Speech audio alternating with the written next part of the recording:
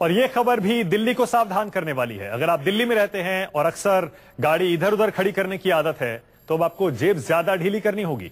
National green tribunal के आदेश के बाद अब नो पार्किंग जोन में गाड़ी खड़ी करने पर 5,000 तक का जुर्माना लगेगा। यानी मेन रोड और बाजारों में पार्किंग को लेकर अब आप सावधान हो जाइए। नो पार्किंग में गाड़ी खड़ी कर रखी है आपने?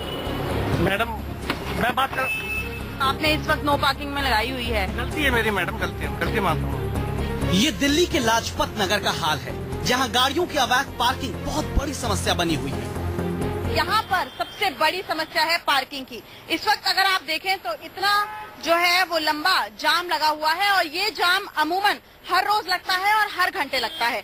समस्या क्या है? अब आप देखिए कि सड़क के दोनों तरफ गाड़ियों की पार्किंग है और सिर्फ आपको दुकानें नजर आएंगी।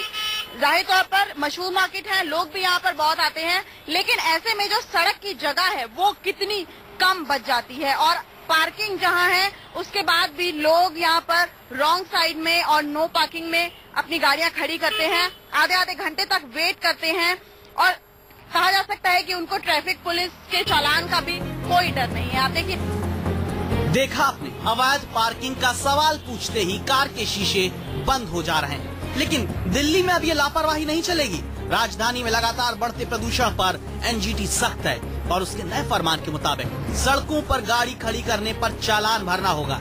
एनजीटी के इस फरमान के बाद दिल्ली की सड़कों का क्या है हाल, ये जानने के लिए हम निकले लाजपत नगर के इलाके में। हमें यहाँ मिले पार्किंग कर्मचारी, जिन्होंने बताई नियम कानून से बेपरवाह लोगों की हकीकत। आप उन लोगों को कहते हैं कि यहाँ पर गाड़ी मत खड़ा करिए, तो क्या कहते हैं लोग? कहते हैं कि रहने दो, मैं तो लगा दिया हूँ, तुम देख लियो, बाकी हम देख लेंगे। सिर्फ लाजपत नगर ही नहीं, दिल्ली के दूसरे भीड़ भाड़ वाले इलाकों का भी यही हाल है। हालात ये हैं कि सरकारी सड़क को खुद की जागीर समझने वाले लोगों की कमी नहीं है। सरोजनी नगर इलाके में हमारी टीम की मुलाकात कुछ ऐसे ही लोगों से हुई।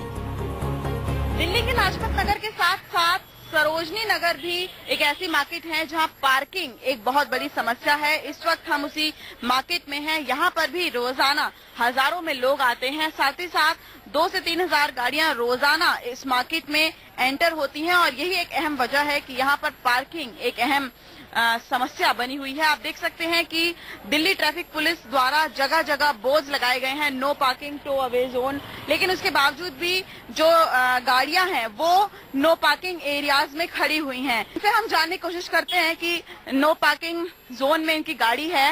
आपने नो पार्किंग जोन में गाड़ी लगाई है तो आप कुछ कहना चाहेंगे? ये टो अवे जोन है। मेरे को ये कहना है, आपको कोई मसाला नहीं मिला बोलने के लिए? नो पार्किंग जोन है, हम आपसे सवाल कर रहे हैं। कुछ नहीं मिला बोलने के लिए, आज ढूंढने के लिए, और कुछ नहीं मिला। कुत्ते ने बिल्लियों कहाँ काटा, टक्कर कहाँ पे हुई, नो पार्किंग जोन लेके माइक लेके आ गए। ये आप कैमरे पे बोल रहे हैं? ये सब मैं कैमरे पे ही बोल रहा हूँ, आपको देखना आप गलती कर रहे हैं और आप हमें कह रहे हैं। मैं गलती कर रहा हूँ। गलती जहाँ पे जिसको रोकना चाहिए वो देखे ना।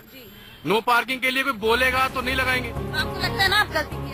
मैंने कोई गलती नहीं की है, गलती आप लोग भी बहुत ज्यादा। देखा आपने, नियम और कायदे कानून से कोई मतलब नहीं जनाब को, मगर आप ऐसा हरगिज मत करिएगा क्योंकि एनजीटी सख्त है और नो पार्किंग जोन में गाड़ी लगाने पर जेब पहले के मुकाबले ज्यादा हल्की करनी होगी। नए फैसले के मुताबिक नो पार्किंग का चालान अब 600 रुपए से बढ़ाकर 5,000 का हो जाएगा।